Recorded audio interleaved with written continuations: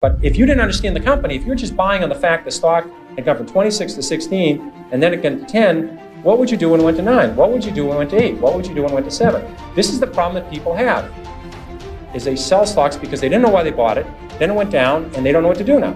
You flip a coin, you walk around the block, what do you do? Today, we are learning from one of the greatest investors in history. Peter Lynch was a legendary mutual fund manager at Fidelity Magellan Fund. He achieved a 29% annual return, absolutely crushing the stock market over 13 consecutive years. During that period, he managed to grow the fund's size from $18 million to $14 billion.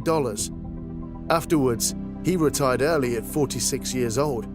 And now, Mr. Lynch is sharing with us how to make millions during a stock market crash, a very important thing to know in today's economic conditions. You should study history, and history is the important thing you learn from. What you learn from history is the market goes down. It goes down a lot. The math is simple. There's been 93 years a century. This is easy to do. The market's had 50 declines of 10% or more. So 50 declines in 93 years. About once every 2 years, the market falls 10%. We call that a correction. That means that's a euphemism for losing a lot of money rapidly. But we call it a correction. And so 50 declines in 93 years, about once every 2 years, the market falls 10%. Of those 50 declines, 15 have been 25% or more. That's known as a bear market. We've had 15 declines in 93 years. So every 6 years, the market's going to have a 25% decline. That's all you need to know. You need to know the market's going to go down sometime. If you're not ready for that, you shouldn't own stocks. And it's good when it happens. If you like a stock at 14 and it goes to 6, that's great. You understand the company, you look at the balance sheet, and they're doing fine. And you're hoping to get to 22 with it. 14 to 22 is terrific. 6 to 22 is exceptional. So you take advantage of these declines. They're going to happen. No one knows when they're going to happen. It would be people tell you about it after the fact that they predicted it, but they predicted it 53 times. And so you can take advantage of the volatility in the market if you understand what you own. One of the things I find a couple of rules I want to throw out that I find useful, excuse me, is a lot of times people buy on the basis the stock has gone down this much. How much further can it go down? I remember when Polaroid went from 130 to 100, people said, here's this great company, great record. If it ever gets below 100, just buy every share, and it did get below 100. A lot of people bought on that basis saying, look, it's gone from 135 to 100. It's now 95, what a buy. Within a year, it was 18. And this is a company with no debt. I mean, this is a company, it was just so overpriced, it went down. I did the same thing in my, I think my first or second year at Fidelity.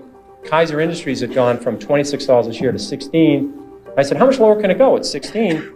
So I think we bought one of the biggest blocks ever on the American Stock Exchange at Kaiser Industries at 14. I said, it's gone from 26 to 16. How much lower can it go? Well, at 10, I called my mother and said, Mom, you got to look at this Kaiser Industries. I mean, how much lower can it go? It's gone from 26 to 10. Well, it went to 6, it went to 5, it went to 4, it went to 3.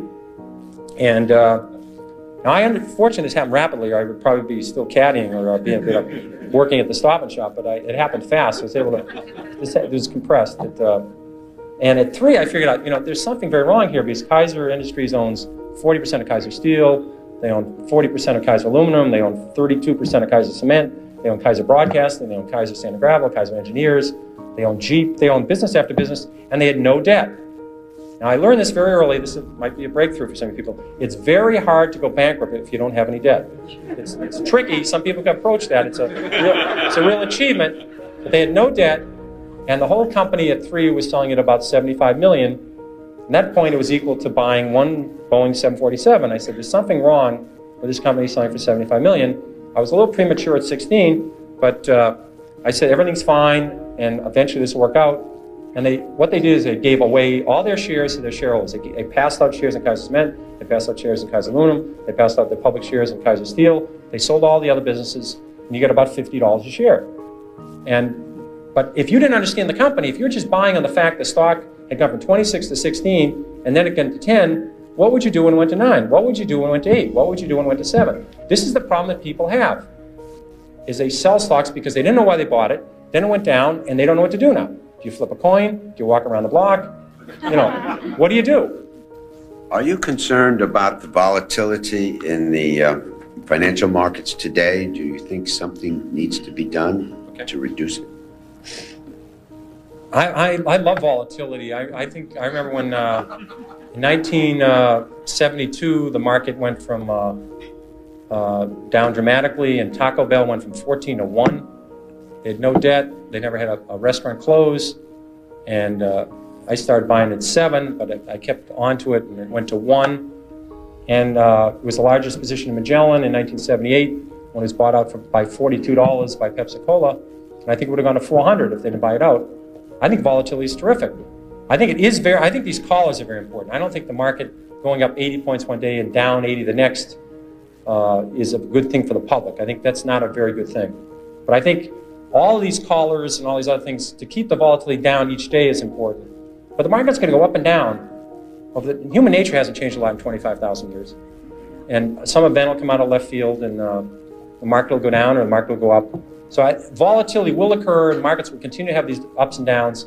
I think that's a great opportunity if people can understand what they own. If they don't understand what they own, they can own mutual funds, try and figure out mutual funds they own, and keep adding to it. Basically, corporate profits have grown about 8% a year historically.